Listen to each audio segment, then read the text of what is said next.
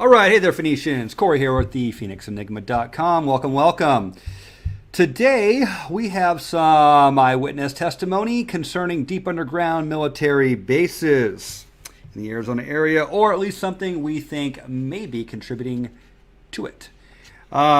Before we get to our guest here, whose name I will not be disclosing, I would like to go over an article I wrote. It had to be this maybe, 2016, January 23rd, 2016. DUMBs, Deep Underground Military Bases. This is one of the first articles I wrote for my website, thephoenixenigma.com. And in here, I go through and talk about my experiences while I was cowboying in Wickiup, Arizona, as well as people I met, cowboys I had met, prospectors I knew and had spoken to and interviewed in the Mojave County, Wickiup, Kingman area.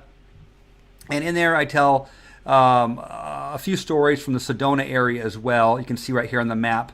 Wickiup, Arizona, of all the towns in Arizona, Wickiup here, it links over, it looks like, to Groom Lake, Nevada, north Page, Arizona, right? I got in the wrong spot on the map there, but yeah, of all the places in Arizona, they got Wickiup on this map. And how they did that, I don't know, but there was some funky stuff going on right there in the Wallapai Range. For some reason, they don't have Sedona on here. That was kind of weird. But if you go through this article and you read it, this is the same article that producers over at the Travel Channel read. And someone contacted me, and I was on the Travel Channel not too long ago in regards to this article here. We'll go through and watch some of that a little bit later. But today, what concerns us is this right here.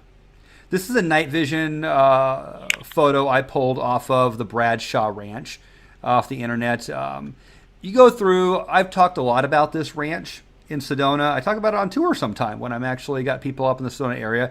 You can go take UFO tours there right now. They can't go on the ranch, and our guest here is going to tell us maybe a little bit about that if she knows anything. But we'll go through the ranch history in a second. But so you know where this is. I'm going to pull up the map here. We are talking about, here's Sedona.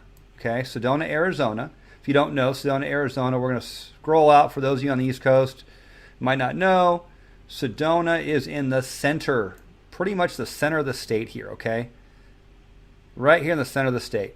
South of the Grand Canyon, north of Phoenix. It is the New Age Mecca, if you will, the Santa Fe of Arizona. Lots of artists, lots of jewelry. For those of you who don't know, Sedona is an ancient Native American word that means dirty hippie. A little bit of guide humor there. Lots of hippies, lots of New Age stuff going around there. So the Bradshaw Ranch is just north and west of the Sedona area. And the guest today we have with us lives on the outskirts, right here in this area. Of course, we're not going to pinpoint where she lives, but needless to say, she has some information about a convoy of vehicles that came up Dry Creek Road and went off into the desert here. So without further ado, I'm going to introduce our guest here. Are you there? I am here. Okay. Please speak up loud if you can. So I have to adjust for volume later, as loud as you can comfortably. But you called me the other night. This was last week. What day was this on again? Oh, I believe it was maybe Wednesday. No, it couldn't have been Wednesday. It had to have been Thursday. Yep, I'm going to say Thursday. It was Thursday. I remember I was on tour that day. Yeah, that sounds about right. So last week. And tell me what you saw. Tell me what you witnessed over there on Dry Creek Road. All right. Well, it was later at night. Started about 11 o'clock, and there just started to be a whole lot of traffic going up the road. Now, it's not all that unusual for vehicles to be coming out. People hike late, whatever they're doing back in there, but to be going into this area at that hour is very strange. So caught my attention because the headlights were bouncing off my bedroom window. I was trying to go to sleep, And it just didn't stop. So I went downstairs, and I had a friend staying with me. She was sitting at her bedroom window downstairs looking out, and her and I watched, just had to have been, I don't even know how many vehicles. It was a huge amount of vehicles going into, the Boynton Canyon area. Forest Road 525 is back there. There's really nothing back there other than Enchantment Resort and some housing before you get just into the desert forest surface area. And right now I'm pulling up here. I'm pulling up the Enchantment Resort. Boynton Canyon's right here. Right, that's the Enchantment Resort. There's a golf course on the other side over there that's accessible via this road as well. That's 7 canyons. Yeah. So this the only amount of huge traffic going back there would be for the Enchantment Resort here. That is a very well-known high-end 5-diamond resort. Probably the nicest place to have brunch at in northern Arizona, actually. It's one of the best brunches in the state. It's actually very nice. I've been there. But as we go a little rabbit trail here, what do you know about who hangs out here at the Enchantment Resort once a year? Oh, man. We've got celebrities all over the place. Always out there. Nicolas Cage, John Travolta, etc. They're all out there.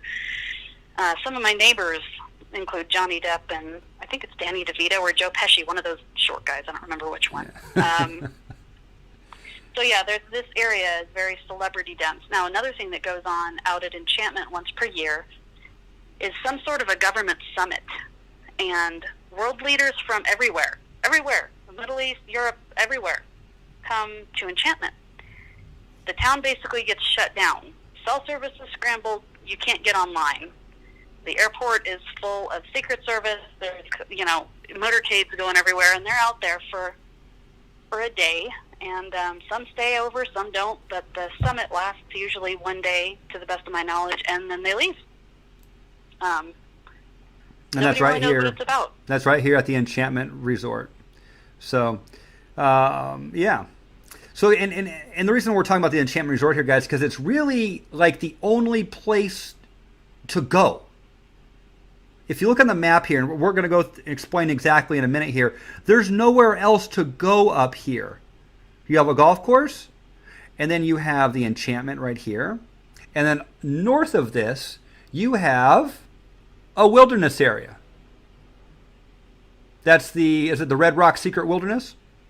Yep, it's the Secret Mountain Wilderness, and that is your gold mine of weird. Yeah. The Secret Mountain Wilderness there, guys, it is a maze of canyons and rock and plateaus. You can look at it here. It's gnarly country. If you want to go to get a backpack on, go have some adventures. Good bear country, good rattlesnake country too. You can see the fault lines like shooting across these things here. This is some gnarly territory. There is nothing but nothing up there in that wilderness. There are no vehicles going over this wilderness mountain. Period. Hands down. Okay? Unless maybe north of Hanankia or Pulaski, there might be a 4-wheel drive that snakes down one of those canyons, maybe. I've never been on anything back there, but I can't imagine. The only other thing that you can go back there to is the Bradshaw Ranch, aforementioned. The aforementioned Bradshaw Ranch. What do you know about the Bradshaw Ranch? Well, I grew up in Sedona. I've lived here my whole life. And when I was a little kid, 5, 6 years old, up to about, I don't know, maybe 15, my mom was good friends with Bob Bradshaw's first wife, Marie. We spent time out there. I would play with her daughter out there. I don't have a lot of memories of it. Just have some memories of it just being a ranch. Now, I will say that Marie was extreme religious fanatic, which seems odd looking back on it. But she was very extreme religious Christian, fanatic, and that was her gig. Anyway, I spent a lot of time around her. Didn't spend a lot of time at the ranch, but spent a lot of time around her, and she would talk about things. I would overhear her talking about things like demons in the mountains and noises that you couldn't identify. she refused to live out there after a while. It eventually, I guess, is kind of what contributed to the breakup of the marriage. I don't know that. I'm just kind of guessing there. But she didn't want to be out there. She was scared of what was going on out there, and heard a lot of stories about bad guys out there. So that was my first introduction to the Bradshaw Ranch and the people on it. I was riding my horse out there. I was about 14. I don't know if I was on Bradshaw Ranch territory or not. I boarded at a place that's just outside of town, and I would just ride out into the rocks. I mean, I don't know where I went. But I ended up somewhere in the Secret Canyon Wilderness, Secret Mountain Wilderness. And I encountered some military types, black uniforms, no patches, just standing at the entranceway to a canyon. And there was nothing beyond them that was discernible anyway. Just the canyon ended. There's nothing to see anyway. They basically told me, turn around, go the other way. Didn't see anything. 14 years old, they've got guns. I'm going to listen. So I turned around and I went away. Again, I don't know exactly where that was, but it was back in that area. Sedona there's a local researcher who has done a lot of research on Bradshaw Ranch. He's written several books. I don't know him. I'm not familiar with his work, but I'm aware of his work, and a lot of alien activity, allegedly, a lot of strange craft, a lot of strange. One of the things that does stick out, and this is fairly common in Sedona, is out in that area you will hear noises that you can't identify. Animal, maybe not. Who knows? But it scares people away. Very hard to explain noises out there. Very dramatic. That research you're talking about, that's Tom Dongo? That's Tom Dongo, yep. Yeah, and we got a book right here, guys. If we got the camera. If we can get the camera to pick it up. Oh, maybe back here. Hit against me. There you go. Mysterious Sedona by Tom Dongo.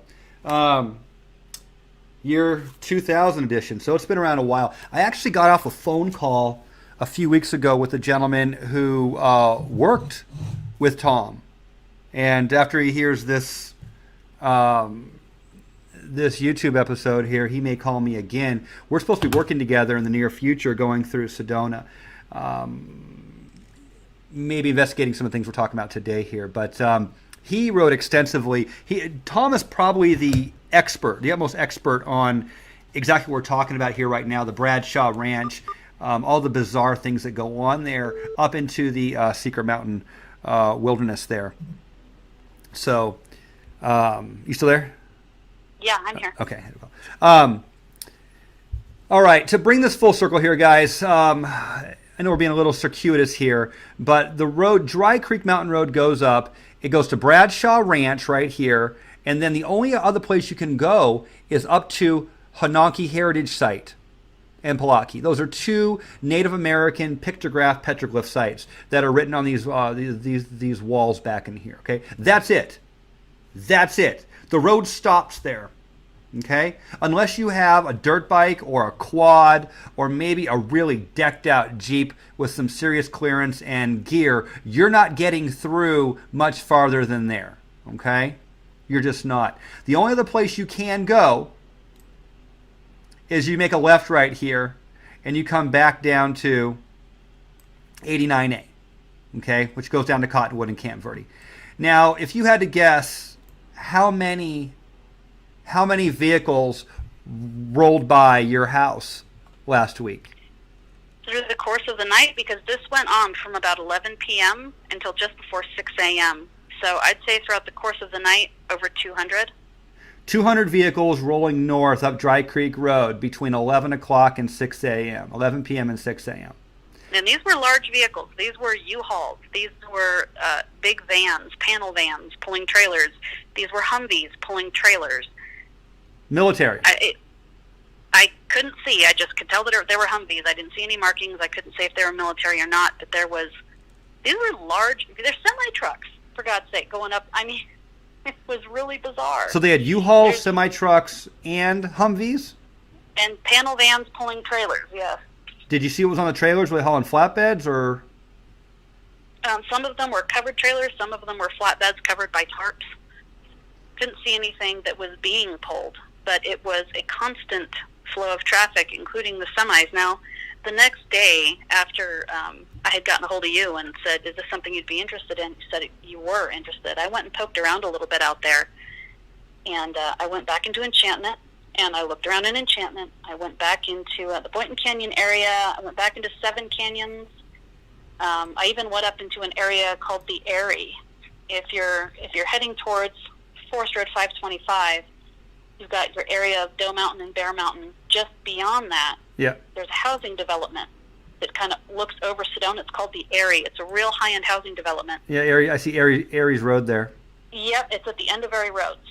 So, I was aware that they're building some houses in there. They're doing big estates. So I thought, well, maybe that's where they were going. Maybe people are moving in. And, nothing up there? I don't know, 1 o'clock in the morning, why not, right? But no, there was nothing out there. When I went out to the area, it's a gated community, and I actually managed to slip in the gate behind someone, and I drove around in there, and there was nothing. So either they went in one or two places, because I know you can't fit that many vehicles back at Enchantment. You just can't. No way. You just can't. It's not going to happen. They went in and made a left on 89A. They made a left on Loy Butte Road, back to 89A. Or they made a right, and they went up to the Bradshaw Ranch. One of two. Because I know the road gets really rough as you go back to Hanonki.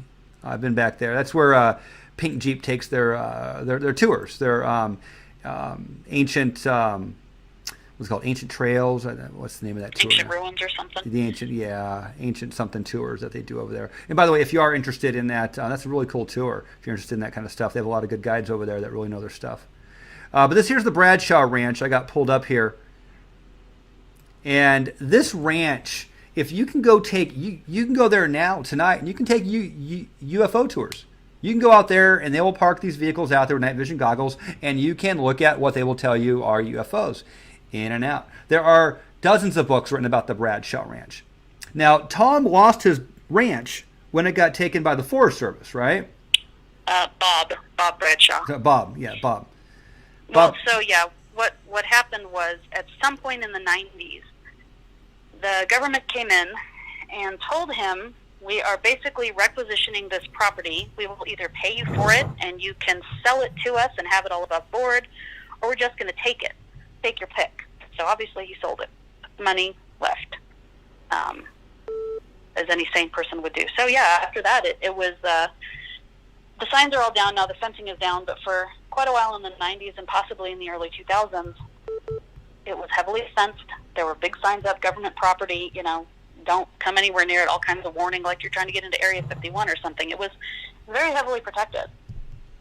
And not much of that remains now, but it sure was for a while there in the 90s and early 2000s. It was a real hot spot. A lot of strange aircraft activity from the Sedona airport.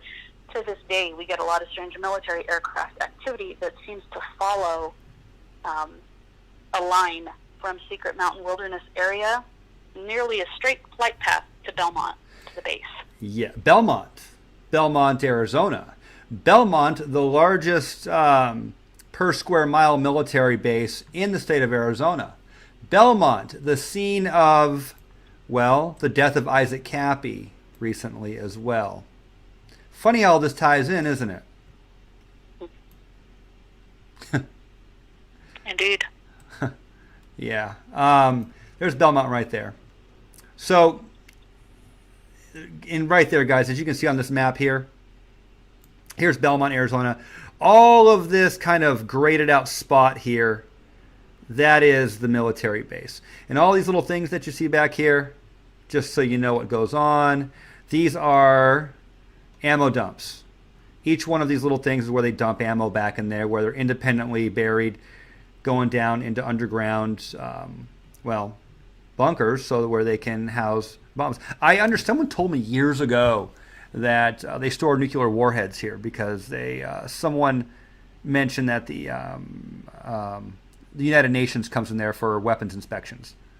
So this is Belmont, guys. This has been long rumored to be an underground facility in northern Arizona. So you know where we're at here. This is Flagstaff. About, 13 miles?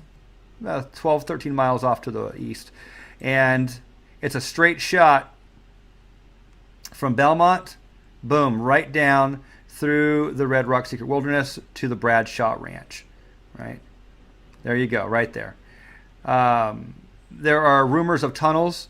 There are rumors of military personnel in these mountains, specifically around the mountains, and to a lesser degree further up north. There are, if you read this book here, if you read Tom Dongo's book from 2000, there are story after story after story of people coming in contact with military personnel back in this mountain range. So it's not like it's not known. This is kind of a local secret, if you will.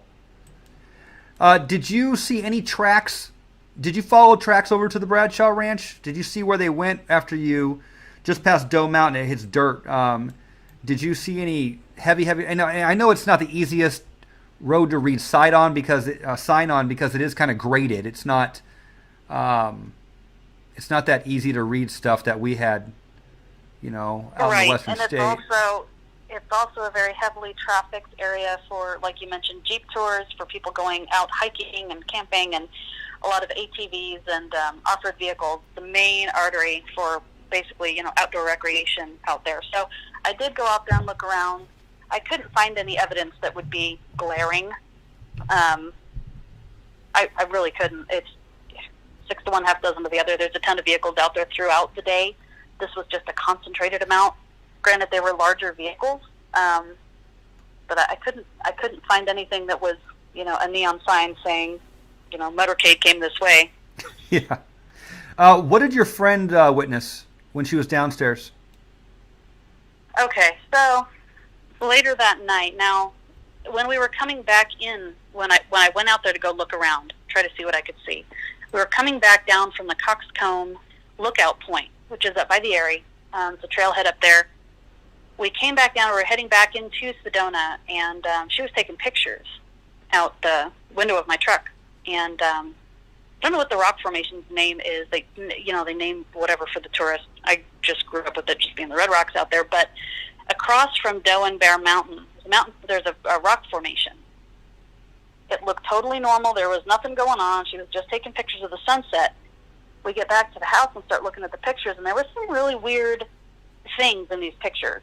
Dark images, looked like almost kind of double exposure. Mm-hmm. Looks like something was moving, like the rocks were moving. There was a humanoid figure. I sent you the picture of that. Yeah, that was kind of bizarre. I couldn't even with the double exposure that it got there, that was bizarre. Yeah, that was the one that I was having trouble explaining. The others I could say, oh, well, we were moving. Oh, maybe a tree blurred. Oh, maybe this, maybe that. But that one, that was like 60 feet tall and distinctly humanoid. That one I can't explain away. Yeah, that was a weird... And that, as bizarre as that is, and I don't know if it has anything to do with the vehicles that you guys witnessed going up this road, but that fits right in there. I got to say, it fits right in there with what Tom wrote in his book here. Visions like that and stories like that are all over that book. Weird stories like that. Yeah, this corridor is pretty active as far as unusual things happening. This is not an unusual thing to see out here. Mm-hmm. So we saw that when we got back home, and later that night, she came pounding up the stairs. It was 1 o'clock in the morning, and scared me half to frickin' death. Came running up the stairs, yelling that there's something in the front yard, and she went screaming back downstairs. So I jump up and I go down and go out onto the front porch, and we're facing west. She's got her video camera, and as soon as I got down there, she said, "Oh, it went away. It's gone." She had her video camera, though, and what she had videoed was an orb. And this thing was huge. It came from the Mingus Mountain area. I don't know I can't tell if it came over the mountain or up before the mountain, but it was coming from that direction, and it was coming towards the house. And it was changing color from orange to red to white, and she zoomed in on it, and when she zoomed in, this thing was changing shape and pattern. It was one of the most bizarre things I've ever seen, and I'm from Sedona. I am hard to weird out. This weirded me out. That orb happened 2 nights in a row.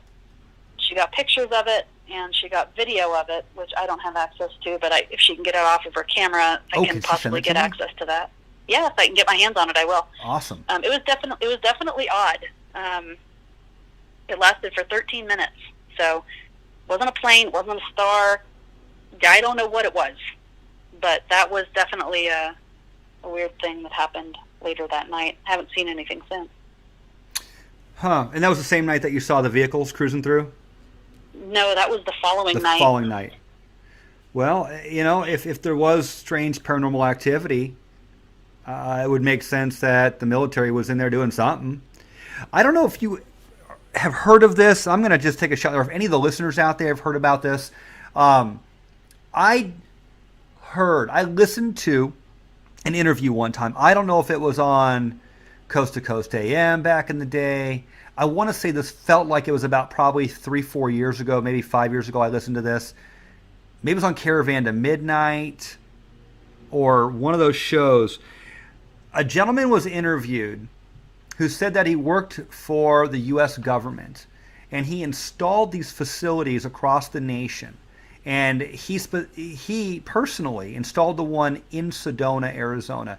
And he said if you look at it from the outside, it looks like a small brick utility building. It's just brick. You wouldn't know it from anything. It doesn't have any signs on it. There's no parking lot. It's just a building. They're on private property. I think he said they're on private property. And I remember the host said, "What is it? What do you build?" He said, "They are these machines." He said the government has located, and they've located these areas where the veil is thin between the worlds and it's tearing. And these machines oscillate a frequency that hold it together like vibrational glue. And we have to keep them going, otherwise it's going to tear. He said the reason why you have the amount of anomalies you do in Sedona, of the high strangeness and bizarreness that nobody can really identify, is because it's bleeding through from the other side, and that's what these things do. I think he said there were 7 of them across the country. And I don't know who this guy was. He was a guest on a show. I do recall that. I don't know who he worked for, but that was the story, and I never forgot that. And I can't find it today. I don't know who that would have been. If anyone out there listening knows what I'm talking about, shoot me an email or a text, or better yet, put it in the comment section down below there. But have you heard about that? I have. I've actually researched that a bit myself, and it parallels very heavily Celtic legends of the Tuatha. So I've gone way down the rabbit hole in that, and that's probably okay. Say that again. It parallels with what? The Celtic legends, Scottish-Irish legends of the Tuatha. Okay. Down the rock that we are surrounded by, both here in the British Isles. Mm-hmm. It's a weird thing. But the thinning of the veil and the possible collision of realms or dimensions, yes, I would say there's definitely validity to that, both here and over in the British Isles. Yeah. And there's been a lot of work being done to try to kind of reinforce that, I guess, from what I understand. Mm. Being in Sedona, I pick things up here and there. About 90% of what you hear and see in Sedona is just crazy hippy-dippy shit. Yeah. But that other 10%, that's what's interesting. Yeah. It most certainly is. It most certainly is. A lot of people don't know the history of Sedona. There was a lady, if I can find it here. All right. So there is the history of Sedona. A lot of people don't know. It goes back. Everyone thinks. I mean, if you're a guide, you kind of know the story of. Was there Paige Bryant, who had come in the late 70s, worked for Pink Jeep, started up her own vortice or vortex, thing she had going on there, and did these vortex tours. But before that, the 1950s, It was Mary. What's her name here? Mary. I wrote this article so long ago. Mary Lou Keller put Sedona on the metaphysical radar long before Page got there. 1957, she felt and then launched the Sedona New Age movement.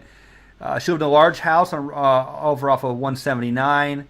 She used to have these, metaphysical parties.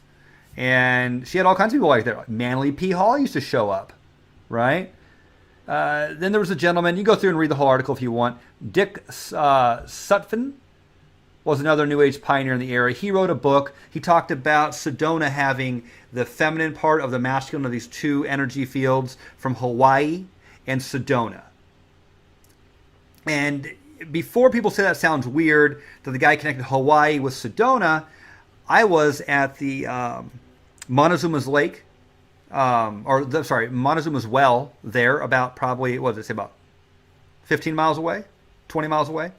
And at Montezuma's Well over there, not far from Sedona, I witnessed a Hawaiian kahuna one day blowing a conch, doing a ceremony up on top. And when he was done, I went and I talked to him and I asked him what he's doing over there. Why are you doing ceremonies here in Arizona? You look Hawaiian. He said, I am. We have stories of this place inside of our songs. This is our immersion point from the other world into this one. We came from Arizona. That's what this dude told me. That's what a Hawaiian kahuna told me there. It was, and that tripped me out. And the first thing I thought of was this article that I'd written where, I had read about where this guy had linked Hawaii and Sedona with the energy fields. So Sedona power spots and the Sedona vortexes go back to the 1950s. I know the Native Americans called Sedona, the red land to the south. That's what it means in Hopi, if I'm not mistaken. And the people that live there were called the people who live in the red land to the south. And they were known to be a little wiser, a little healthier, a little smarter, a little faster. And they attribute that to the energy fields there in the area. So I don't know. What say you? Well, when you were talking about the Hawaiian legend, saying this is where they emerged, that reminded me distinctly of what the Hopi say about the Grand Canyon. Mm-hmm. So, yeah. Sort of. Yeah, it's interesting. So, again, Sedona, huge mecca for all this weirdness and weird stuff. Last week, and was that, did we decide that was on Wednesday or Thursday? When was that? It wasn't Wednesday. It had to have been Thursday. Thursday? Yeah, it had to have been. Or was it Friday? I don't know. Well, I can look at when I texted you about it. Calendar I think I used for my work. Just so people know what day it was. God, what month are we in? I didn't write it down. I did not write it down. Oh, it was Sunday, October. So, very, very weird, high strainness. Maybe 200 vehicles up Dry Creek Road between 11 p.m. and 5, 6 a.m. the next day, going up into the desert only to either turn around and come back down to 89A or head up to Bradshaw Ranch. Those are the only two options, guys. That's it. Bradshaw Ranch or circle back around 89A. And why anybody would ever circle 200 trucks up through the desert knowing to come back down again, I don't know. I don't know why they would do that. It's not the nicest road to drive on either.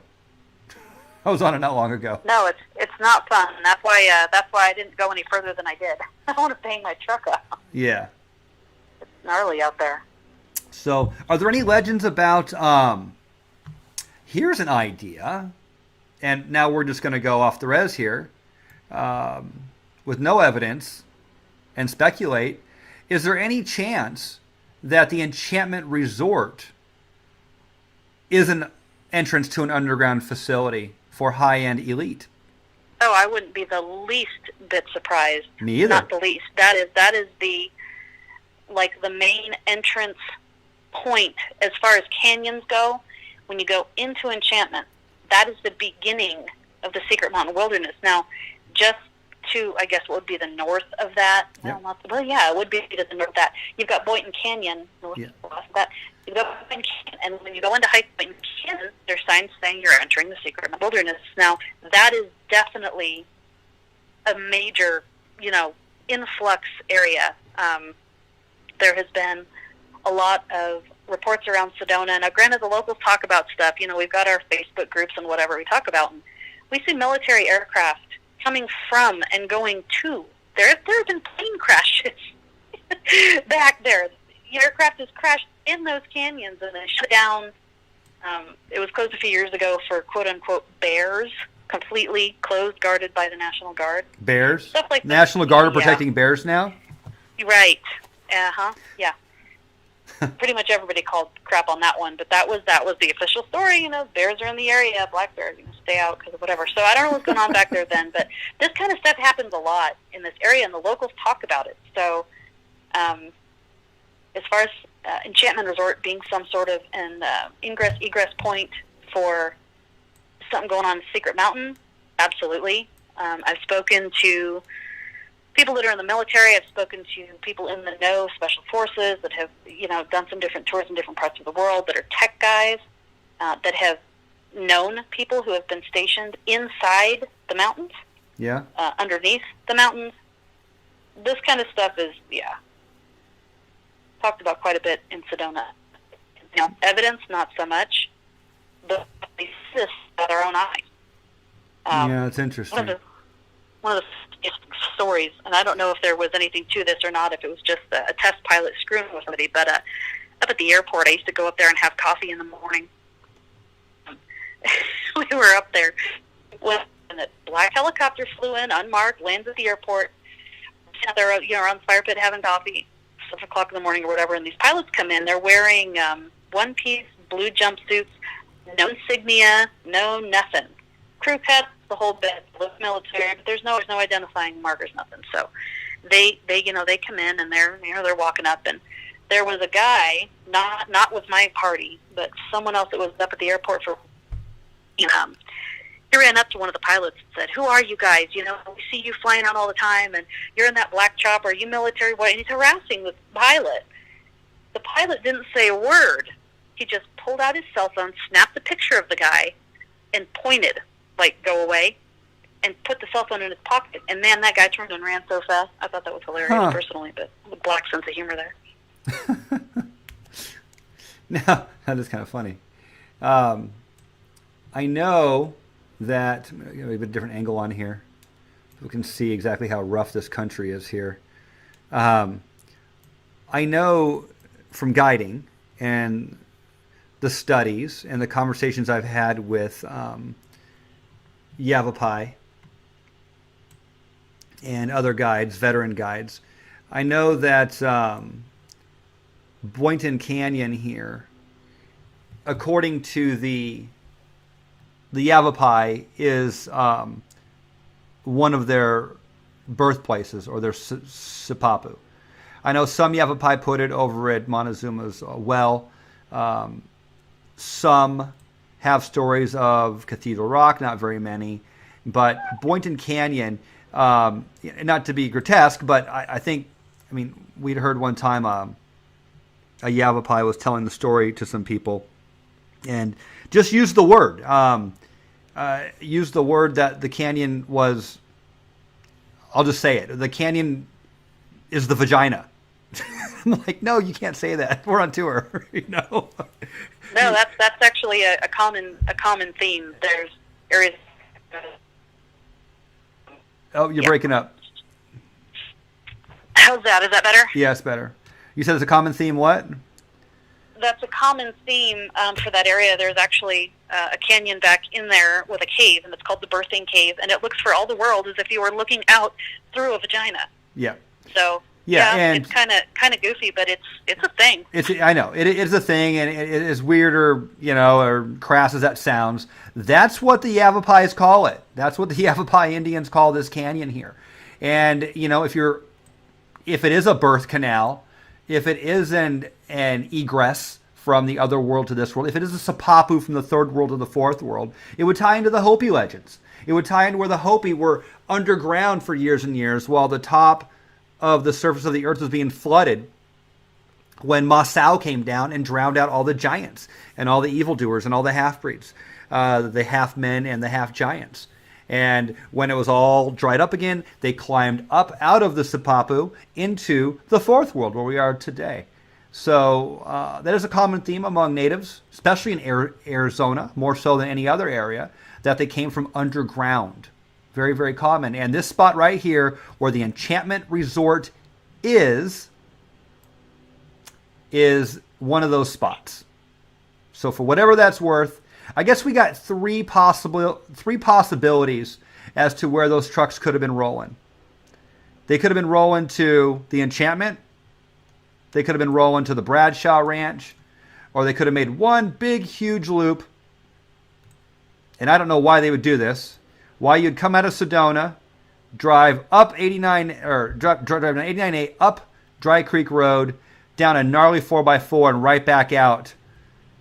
It looks like 7 miles down the road again, and come out to where you right were. That makes no sense.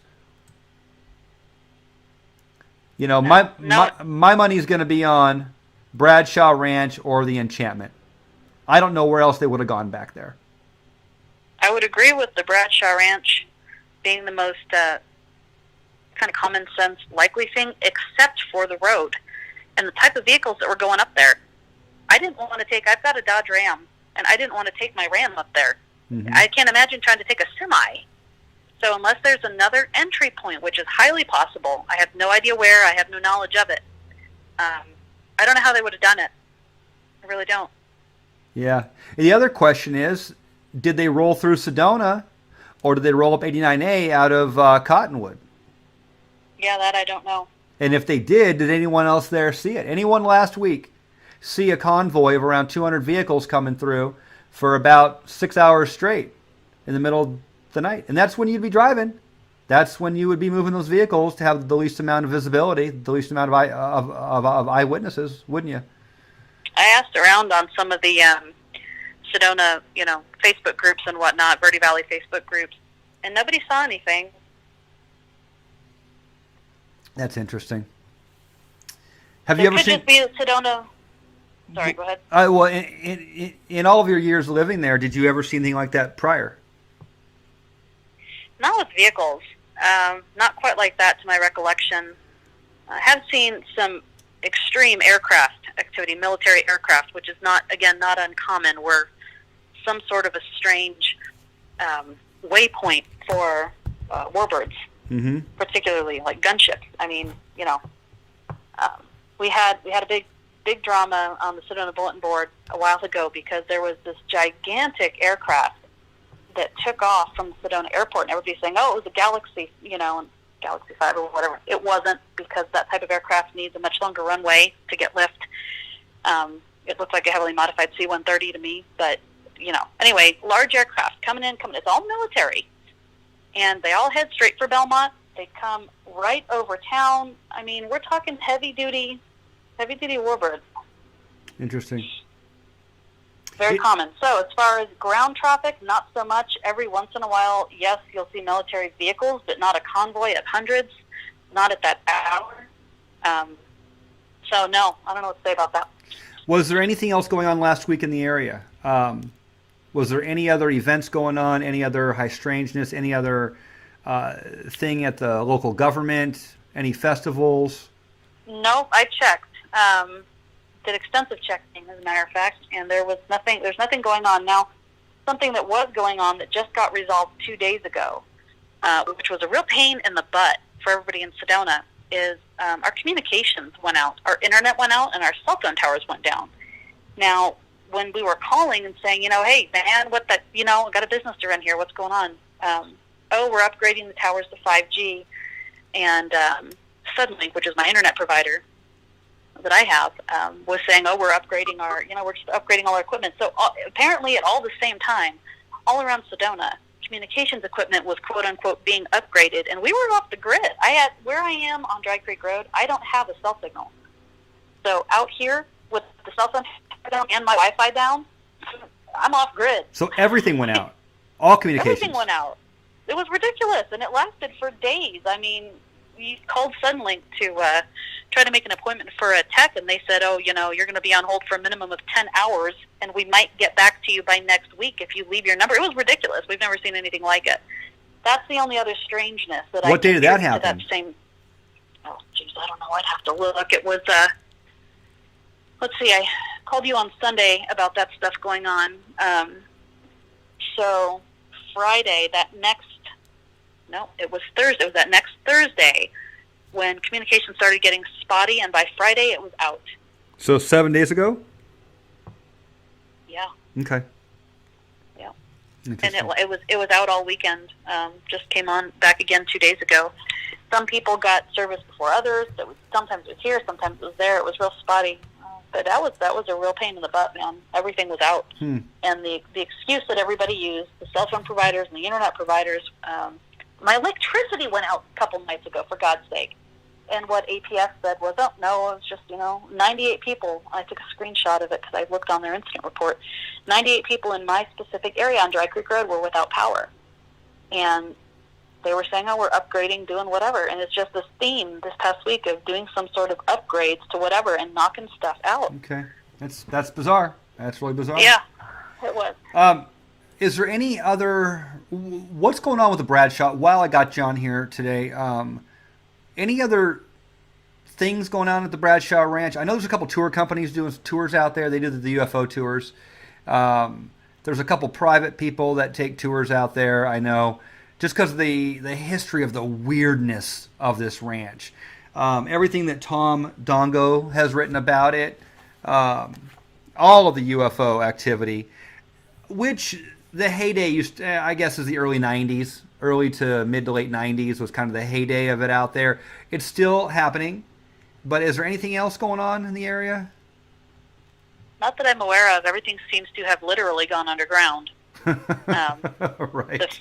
The fencing is down. The signs are down. You don't see military activity out there. The only point of notice would be the aircraft that are prevalent in this area. Other than that, no. I mean, you don't even know where the borders are to the ranch. It used to be that you could go out there and you'd know exactly when you got to the boundaries, one of the boundaries of the Bradshaw Ranch, because there were fences and signs, and we will absolutely ruin your world if you try to come any further. Those are all gone.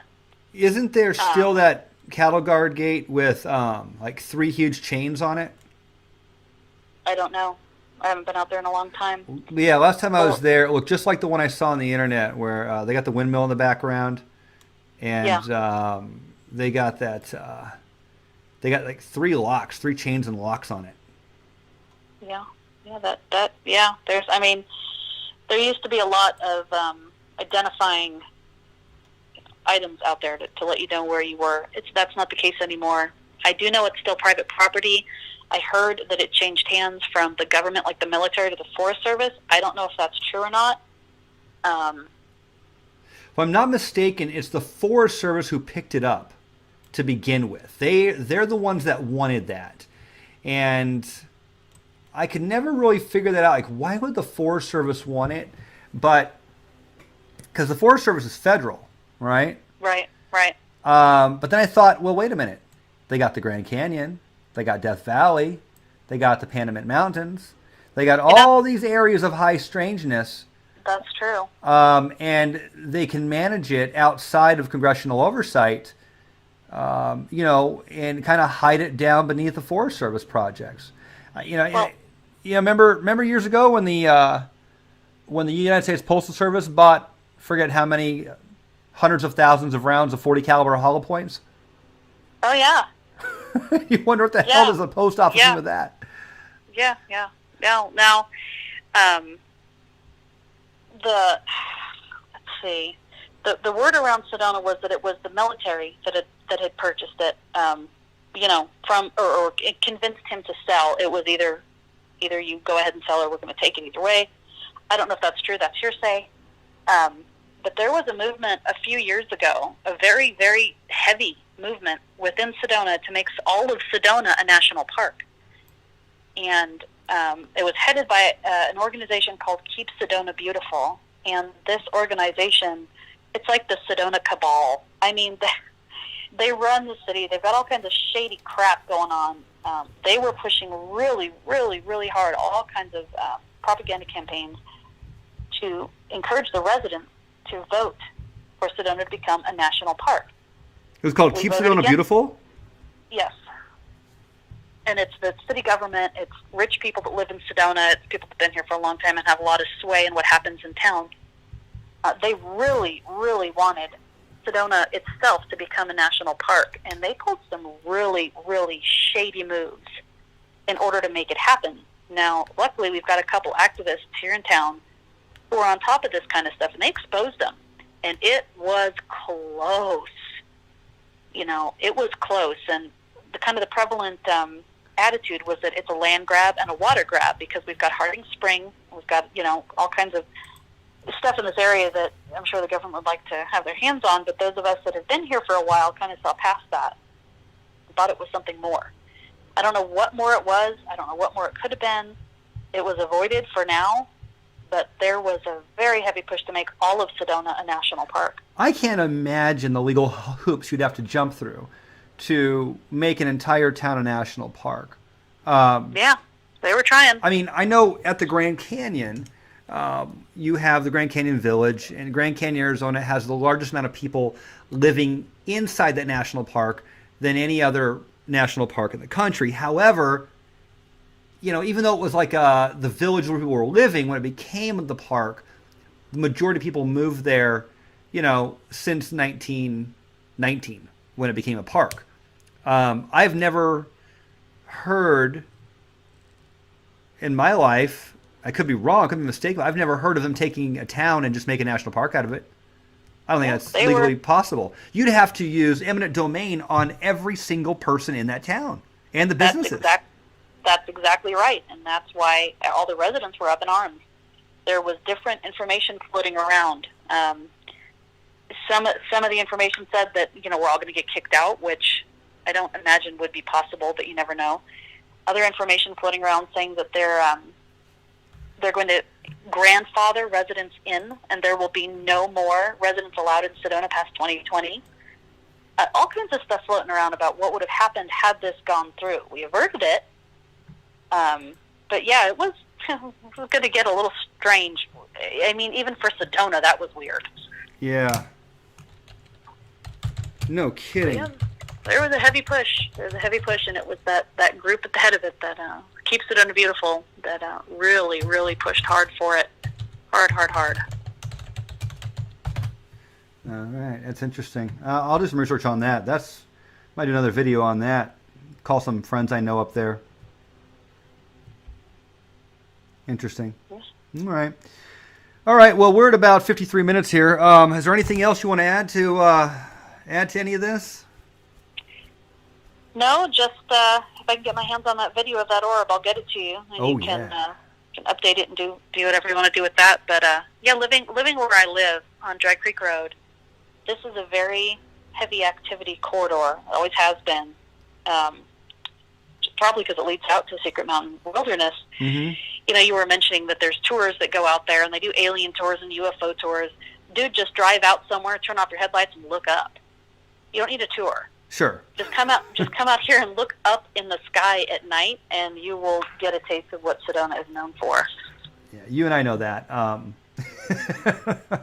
But a lot of people don't. They think they got to take those tours. It's not a matter of how many UFOs or you know, if you're going to see. It's how many you're going to see. There's stuff flying all over that night sky up there. And I'd like to add at this point that from Sedona north through Flagstaff, up past Humphreys Peak, up to the edge of, past the Grand Canyon to the edge of Utah, that county right there is the number 2 spot in the United States of America per 100,000 people for UFO sightings. The first one's in northern Oregon. The second one is Sedona, Flagstaff, and north. So that's huge. There's more UFOs sighted there annually than I think anywhere else, with the exception of that one county in Oregon. So then all the Native Americans tell stories about it. You will not find a Native American tribe that does not believe in star brothers and star sisters. you'd be hard-pressed to find a Native American tribe that does not believe that we were seeded here by our star brothers and star sisters. That is ubiquitous among tribes, especially in the Southwest. But even the Maoris I've spoken to, and all across the country, people, most natives believe that. And like I say, Northern Arizona is no different. In fact, it's kind of the bullseye of it. It's kind of the heart. So. Sedona is... I've been doing a little bit of research on, what I mentioned before about the British Isles and the Celtic legends, talking about the thinning of the veils, about the Rose Line, Roslyn Chapel, Templars, all this stuff going way back. There's a type of rock that deposits of it begin in South Africa, and it runs straight up through the British Isles, over the top and down, and terminates in Sedona in this basin. The type of rock is called Hornfels rock. And the British Isles are made completely out of it. That is what the British Isles are made of. Now, the British Isles are honeycombed. In Ireland, you've got the Burren. You can go underground and you can see this kind of stuff. I bring this up because Flagstaff, the rim where Belmont is, to the west of Flagstaff, you mentioned there's a lot of underground activity. There's lots of lava tubes. Flagstaff and the whole rim area up there, made of the same type of rock, is also honeycombed. I've been in those lava tubes up there. Yep, it's absolutely primed. It's already made. I mean, all they have to do is maybe widen it a little bit, just like the British Isles. It's already primed for underground activity because it is naturally honeycombed. So that lends credence to the Native Americans' legends about coming up from in the earth and whatnot. I mean, there's thousands of egress points all over where this type of rock is present, and we are the second largest deposit of it in the world. The first is the British Isles. Interesting.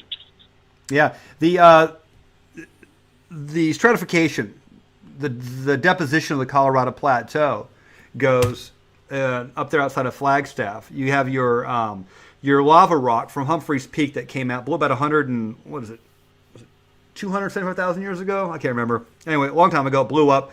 That big mountain up there is an exploded volcano. Under that, you have the Kaibab limestone. That Kaibab limestone is the last ocean bottom, the shallow ocean.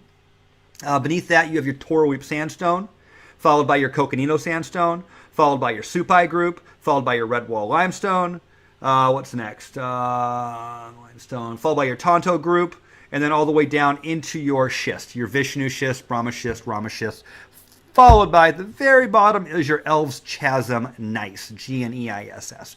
That's the stratification of the Colorado Plateau. That's the short. You could go in. There's rock layers within that stuff, but that's the macro there. All of that is sedimentary, and all of that is extremely porous, riddled with caverns and caves. The Grand Canyon caverns are up there. The area where the Hopi say that they came out of the Sipapu, that area over there, there's caves in that area.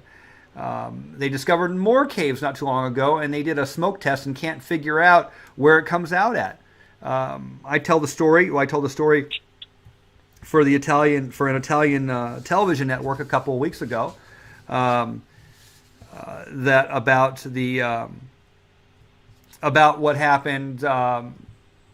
My involvement with a friend of mine there in terms of the Grand Canyon caverns, and when the National Park Service came in and bought like $32,000 worth of gear to mount an expedition into some caverns up there. They say, I believe, when I talked to a geologist at one point about that, he said that about only 5% of all the caves and caverns on Earth make it to the top. The ones that we go into that we know about are 5%. They know of caves and cave systems underground. They just don't connect to the surface. And the Colorado Plateau is filled with them all the way up there. So it really doesn't shock me that the entire area is full of stories of caves and Native Americans who came from the ground up into this world. And today, military operations taking place on underground bases. It kind of all fits together, if you ask me. Yes, this is a high activity area for sure, various reasons. So, okay. All right, well, I want to thank you for taking the time and coming on with me today here.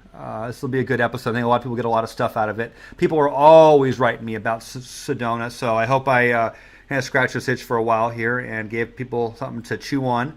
If anyone has any information out there, either in Sedona, Cottonwood area from last week, if you did see hundreds of vehicles roll by between 11 p.m. and 6 a.m., right down below there, info@thephoenixenigma.com. Feel free to shoot me an email. I will get back to you, and we'll hear you out. Okay. All right. Is there anything else? No, that's it. Thanks for having me on. Oh, you're so welcome. So I look forward to getting together and buying you a cup of coffee here soon. Sounds like a plan. All right. All right. We'll talk again. Sounds good. Okay. Thanks, Corey. Thanks, buddy. Bye-bye. Bye-bye. All right. There you guys go. So, high strangeness in Sedona, Arizona. Yet again, a convoy of around 200 vehicles for 6 hours straight last week, cruising through the Dry Creek Road area, up to, up to either the Bradshaw Ranch or, it looks like it could very well possibly be the Enchantment Resort. Which one? I don't know. We're just putting it together. So if you saw anything, if you heard anything, let us know. I guess there is the off chance that they were just doing maneuvers with U-Haul trucks and flatbeds and driving them on a big 20-mile loop through the desert for 6 hours in the middle of the night. You buy that? I don't know. All right, I was going to cover something else, but I'm going to wait to cover that. I'll throw that onto another video, make another one out of it. This has already been an hour. All right, leave your comments below. If you have anything to say, by all means, shoot me an email or leave it in the comment section. I do try my hardest to get to everyone. If I don't answer your comments, email me, okay? If I don't respond to you in about a week, email me again, because chances are I got buried. I get about 100 emails a day, all right? So hope everyone's doing well. Do like this. Do share this. Do understand that I am completely listener funded. So if you like this information, what we bring you, I do have a Patreon. $1. $1 a month. If everyone gives me $1, $1. Go on there, $1 a month, guys. I'd love it. $2 if you got the extra. All right. That will go a long way for helping what I do here at the Phoenix Enigma, getting you this information. We are planning a couple excursions this winter into the desert. Got some really cool stuff planned. We got some camera gear going, and hopefully to get out there and make some short movies, hour-long videos, footage on the ground of some really cool places. And we'll go from there. All right, it's Corey with the Phoenix Enigma. Over and out.